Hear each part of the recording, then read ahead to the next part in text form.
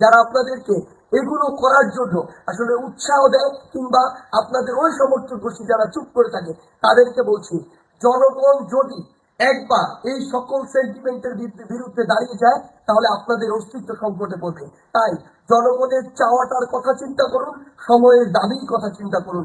যদি আপনার নাম ভাঙিয়ে কিংবা আপনার কেউ একজন রুট লেভেলে কাজগুলো করে, দিন শেষে ব্লেম কিন্তু আপনার উপরেই আসে।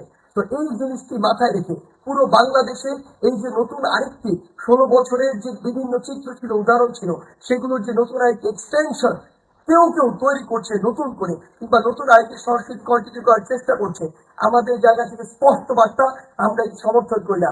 এবং আমরা অন্তর্বর্তীকালীন সরকারকে স্পষ্ট করে বলতে চাই, আইন শৃঙ্খলা রক্ষাকারী বাহিনীর মাধ্যমে হোক, বিচার বিভাগের মাধ্যমে হোক, যারা এই মিথ্যা মামলা থেকে শুরু করে চাঁদাবাজি, নির্যাতন, হয়রানি, ঘরবাড়ি ভাঙচুর সাথে জড়িত, তাদেরকে স্পষ্টভাবে আইনের আওতায় আনা হোক।